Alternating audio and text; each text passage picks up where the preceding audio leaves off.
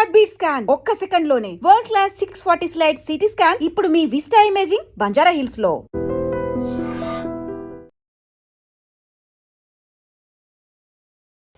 నమస్కారం, welcome to I dream. ధర్మ మార్గం విత్ విజిత కార్యక్రమానికి స్వాగతం.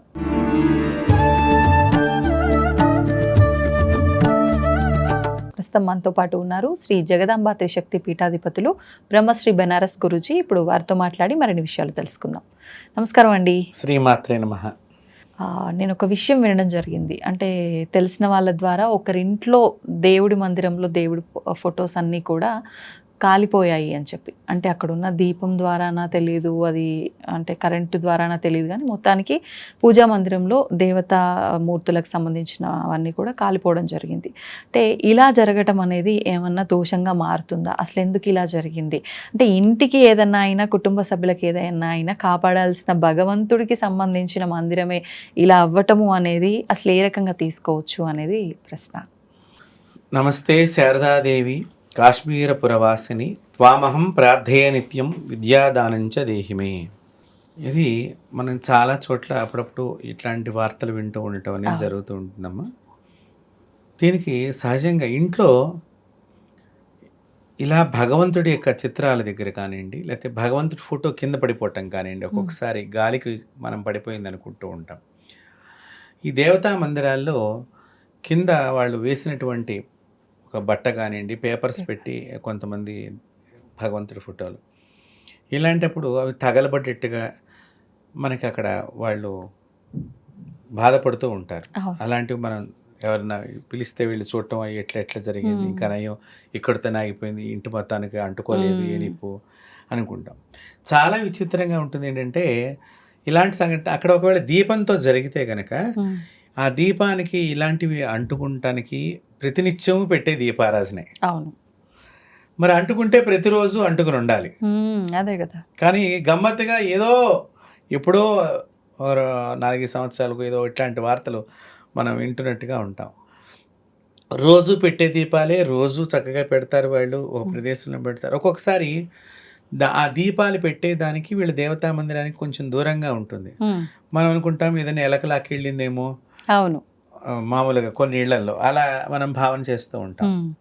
కానీ అట్లాంటివి సిటీల్లో ఇప్పుడు అపార్ట్మెంట్స్లో కూడా కొన్ని చోట్ల జరిగినాయి అలాంటి సంఘటనలు. అంటే దేవతా బొమ్మలు నేను గమనించినటువంటి వాటిల్లో, మేము ఒక చోట దేవాలయ నిర్మాణం జరుగుతోందమ్మా.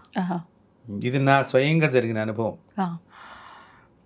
అక్కడ ఒక లక్ష్మీదేవి గుడి నిర్మాణం జరుగుతోంది. ఆ గుడి నిర్మాణం జరగాలని చెప్పి నేను నా చిన్న వయసులో ఉండగా అక్కడ చుట్టుపక్కల వాళ్ళందరినీ కలుపుకొని రోజు అక్కడ ఒక చిన్న తడికిలి పందిరితో అక్కడ ఇటుకలు పెట్టి దాని మీద దేవుడి బొమ్మను పెట్టి తడికిలి పందిరి వేయించి కాస్త ఏదో ఇంత భజనలు చేయించడము, వారానికి ఒకసారి ఆదివారం రోజున అంటే నలుగురు కలుస్తూ ఉంటే ఆ గుడికి తొందరగా భక్తులందరూ చక్కగా ఆ గుడి మనది అనే భావన క్రియేట్ చేయాలని నేను అలా చేశాను. అలా చేసిన సందర్భంలో నేను పొద్దున ఈ దీపారాధన చేసి వెళ్ళాను. సాయంత్రం వచ్చేసరికి ఒక రోజున ఆ పేపర్లు అన్నీ తగలబడి ఉన్నాయి, కానీ దేవుడి ఫోటో దాకా మంట వచ్చి ఆగిపోయింది. ఏ ఒక్క దేవుడి ఫోటో తగలబడలా. ప్లాస్టిక్ డబ్బా ఉంది, కర్పూరం డబ్బా, అది తగలబడిపోయింది. తర్వాత మేము అగరత్తులు గుచ్చేటువంటి దాని ఒక ప్లాస్టిక్ గ్లాసులో ఇసుక పోసి దానిలో అగరత్తులు గుచ్చాం. ఆ గ్లాసు తగలబడిపోయింది. అంటే మంట బాగా వస్తేనే కదా. అవును. తర్వాత అక్కడ బట్ట వేసామంట, ఆ బట్ట అంతా తగలబడిపోయింది. కానీ దేవుడు అంత మంట వస్తే, అందులో తడికిలి పందిరి అంత మంట వస్తే అందరికి పబ్లిక్లో నడిచేటువంటి ప్రదేశమే, ఎదురుగుండా కనిపించేది, పార్క్లో జరిగిన పనిది.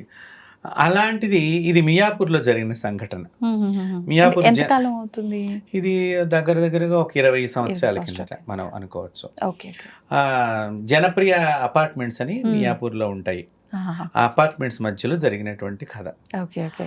కానీ ఒక్క దేవుడి ఫోటో తగలబడలేదు. మేము సాయంత్రం వచ్చి చూసరికి నేను చాలా కంగారు పడ్డా, ఎవడన్నా ఇష్టం లేని వాడు ఎలా చేశాడా, లేకపోతే ఎవరన్నా తాగుపోతే వాళ్ళు ఇక్కడ ఉండే డబ్బుల గురించి వచ్చి మేము ఎవరైనా లేనప్పుడు అలా చేస్తారనుకునే. తలుపులు వేసే ఉన్నాయి, అంటే ఈ మామూలుగా తడికి తరుపు అనమాట, ఇట్లా మనం తీసి పక్కగా పెట్టుకున్నాడు. అలానే ఉంది, కానీ దేవుడి ఫోటోలు ఏవి తగలబడలేదు. పోనీ డబ్బులు పట్టుకెళ్ళాడంటే అక్కడ డబ్బులు అక్కడే ఉన్నాయి. ఆ డబ్బులు ఏదైతే మేము ఒక చిన్న బిందెలాగా పెట్టామో ఆ బిందెలు అలాగే ఉన్నాయి. ఆ బిందెకున్న క్లాత్ తగలబడలేదు. మరి చూడండి, అంటే డబ్బులు దేవుడు తప్ప మిగతా కింద, అంటే మనం ఆయన కింద పరిచిన పేపరు ఆయన పాదాల దాకా వచ్చి లక్ష్మీదేవి ఫోటో ఒకటి పెట్టాము, తర్వాత దుర్గాదేవి ఫోటో పెట్టాము. అప్పట్లో షిరిడి బాబా దేవాలయం కూడా కట్టాలి అనేటువంటి ఒక వ్యూహంలో అక్కడ ఆయన ఫోటో కూడా పెట్టడం జరిగింది. కానీ ఈ 3 ఫోటోలకి, ఆ 3 ఫోటోలకి కూడా ఎదురుగుండా ఒక ప్లాస్టిక్ లేయర్తో ఉన్నటువంటి ఒక తగరపు లేయర్ అనమాట ఆ ఫోటోలకు ఉన్నది. అక్కడ దాకా మంట వచ్చింది, కానీ ఆ లేయర్ అంటుకోలేదమ్మా. మామూలుగా మనం అగ్రత గుచ్చితే ఆ లేయర్ అట్లా జరిగింది మా జీవితంలో. నేను కొందరేళ్ళకి వెళ్ళినప్పుడు చూపించడం అవి జరుగుతూ ఉంటే, ఇదంటే పార్కులో కాబట్టి ఏదో ఎలకలాగిందో ఏదని అనుకున్నాను. కానీ ఇళ్లలో అపార్ట్మెంట్లో కూడా వాళ్ళ దేవతా మందిరంలో ఒక సైడ్ చెక్క కూడా సెగకి నల్లగా బొగ్గు పట్టినట్టుగా అవుతుంది. కానీ ఇవన్నీ దేనికి చిహ్నాలు? ఇందాక మీరు అడిగారు, ఇది చాలా మంది తెలుసుకోవాల్సినటువంటి విషయం. ఇంట్లో నెగిటివ్ ఎనర్జీ బాగా వచ్చినప్పుడు ఇది జరగటానికి అవకాశం ఉంది. ఇలా మసి పారటం కానీ మసి పారుతుందమ్మా.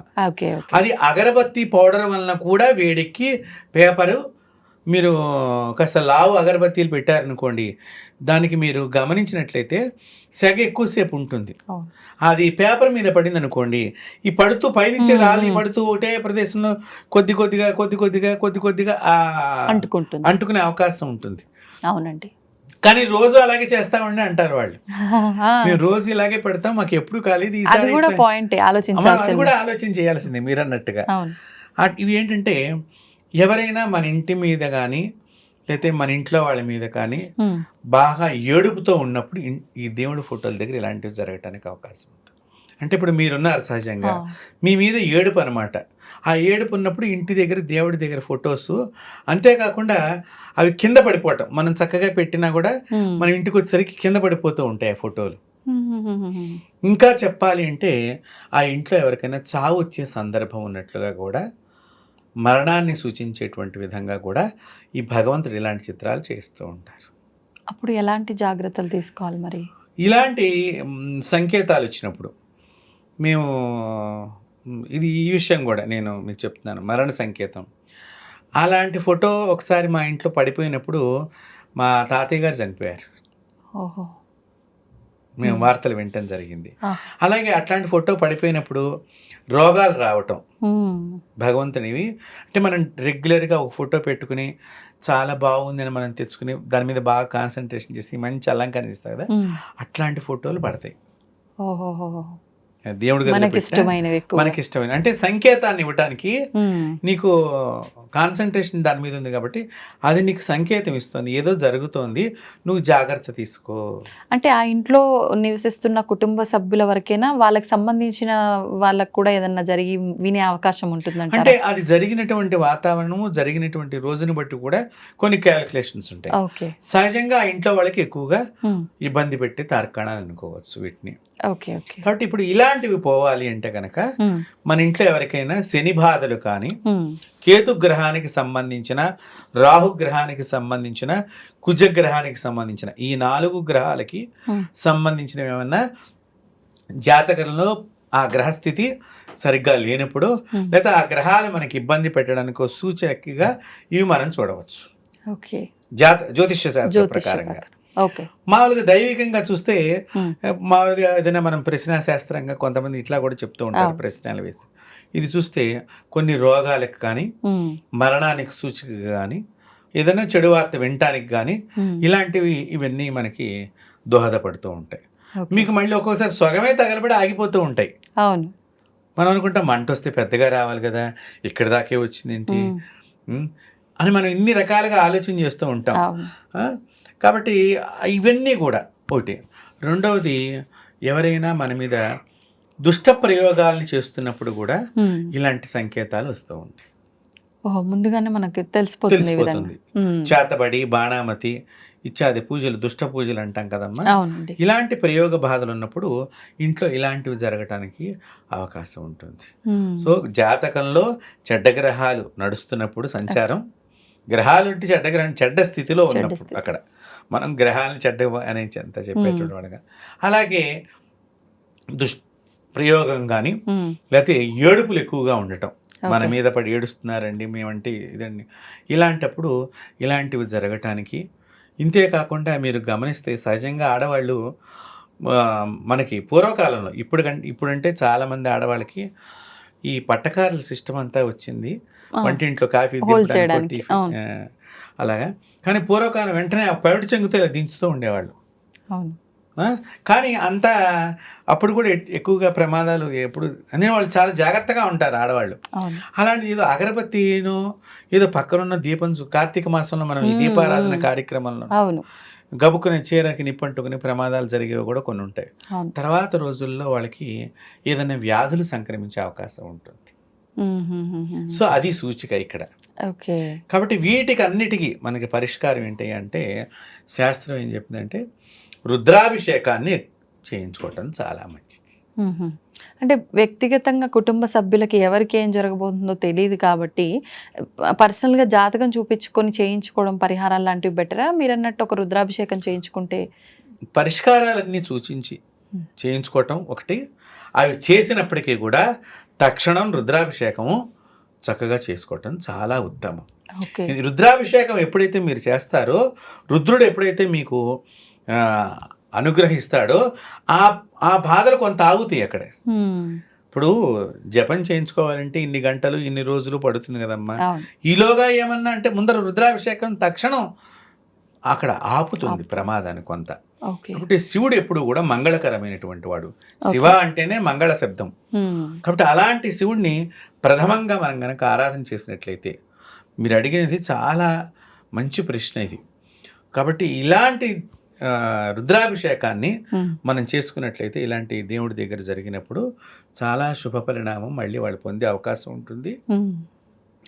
తర్వాత ఇందాక మీరు ఇట్లా ఫోటోలు తగలబెట్ట కొంతమందికి ఈ తాళి కూడా పెరిగిపోతుంది. ఏమండి నా తాళి పెరిగిందండి అని అంటారు. అలాంటప్పుడు కూడా రుద్రాభిషేకం చాలా ఉత్తమమైనటువంటి ఫలితాలను ఇస్తుంది. కాబట్టి ఇది మీరు అడిగింది సర్వజనులకి ఉపయోగపడేటువంటి చాలా గొప్ప ప్రశ్న. కాబట్టి అందరూ కూడా శివుణ్ణి ఆరాధన చేద్దాం. ఇలాంటివి జరిగినప్పుడు ఆ శివ అనుగ్రహంతో ఈ దోషాన్ని ముందర ప్రథమంగా కట్టడి చేయాలి. కాబట్టి దోషాన్ని పోగొట్టుకునే మార్గం అది. చాలా సంతోషం అండి. మంచి అంటే విషయాన్ని చెప్పడం జరిగింది. ప్రతి ఒక్కరి విషయంలో పూజా రూమ్కి సంబంధించి ఏ చిన్న ఇబ్బంది జరిగినా కూడా చాలా ఎక్కువ భయపడిపోతుంటాం. అలాంటి వారికి నిజంగా ఒక రకంగా ఇది చాలా ఉపయోగపడే వీడియో అని చెప్పచ్చు. ధన్యవాదాలండి. నమస్తే. And for more videos, please subscribe to iDream. Please subscribe to iDream. Please subscribe iDream. And please subscribe to iDream. For more videos, subscribe to iDream. please like, share and subscribe to the channel. Congratulations, iDream. Subscribe to iDream. Subscribe to iDream. So subscribe to iDream Media. iDream ki iDream team andarki huge congratulations. Please subscribe iDream Media. Please subscribe to iDream. Subscribe iDream. Please subscribe to iDream. iDream అంటే నా కళల channel subscribe చేసుకున్న నోరు తిరుగుతలేదు. మీరైతే గంట గుర్తు కొట్టండి. For more such videos, please subscribe to iDream. Subscribe to iDream. Please subscribe to iDream. Please subscribe iDream Media. Please do subscribe to iDream. Please subscribe to iDream Media. For best entertainment and information, please subscribe iDream. And don't forget to subscribe to iDream.